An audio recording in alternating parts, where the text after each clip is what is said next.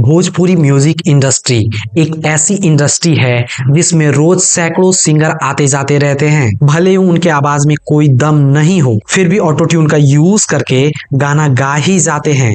लेकिन Bhojpuri music industry में लगभग 5% ही ऐसे सिंगर हैं जिसके आवाज को सुनने के बाद आपको सही में मजा ही आ जाएगा। लेकिन वहीं बात करें 95% भोजपुरी सिंगर की, तो उनके ओरिजिनल आवाज को सुनने के बाद आपके कान से खून तो पक्का ही फेंक देगा। आज के इस वीडियो में हम लोग देखेंगे कि भोजपुरी के टॉप 10 सिंगर जब ऑटो ट्यून का यूज करते हैं तो कैसा गाते हैं, और बिना ऑटो ट्यून का यूज किए कैसा गाते हैं। मतलब किसके असली आवाज को सुन के मजा आता है और किसके आवाज को सुनने के बाद कान से खून फेंक देता है। आइए आज देखते हैं। नमस्कार, आप छलिया अस्त्र देख रहे हैं। वीडियो अगर पसंद आए तो अपने यारों दोस्तों को भी शेयर जरूर कीजिएगा। नंबर 10, नीलकमल सिंह।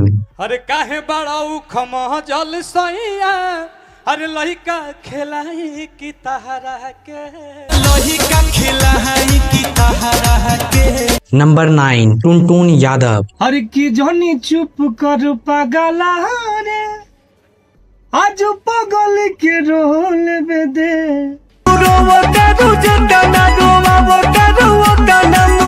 नंबर 8, अरविंद अकेला कल्लू। माई माटियों के हो खेले तमाई हो खेले, माई माटियों के हो खेले। नंबर 7, प्रमोद प्रेमी यादव। काचा काचा दूध में मलाई नहीं होता है, तो बबुए अलगे रोता है, बलम वो अलगे रोता है, बलम वो अलगे रोता है। Number 6, Ritesh Pandey.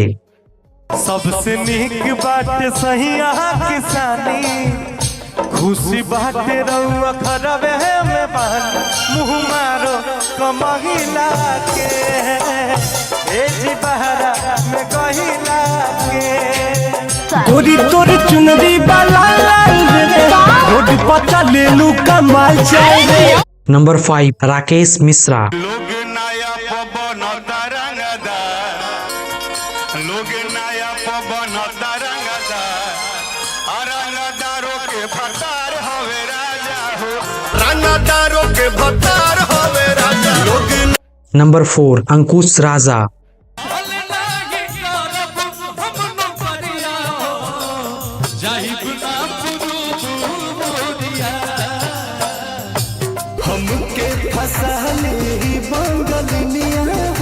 Number 3, Samar Singh.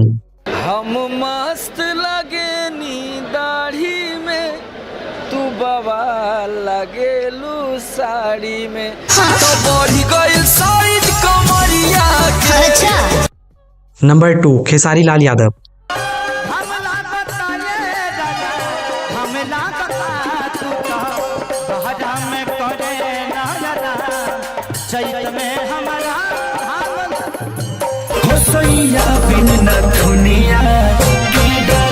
Number 1, Pawan Singh. भगवान बड़ी फुर्सत से तोहरा के बनौले बाड़े, तोहरा के बनौले बाड़े। दोस्तों, आपको इनमें किसका आवाज सुन के मजा आ गया और किसका आवाज सुनने के बाद बिल्कुल ही मूड खराब हो गया, हमें कमेंट में जरूर बताइएगा। और वीडियो को लाइक करके अपने यारों दोस्तों को भी शेयर जरूर कर दीजिएगा। धन्यवाद।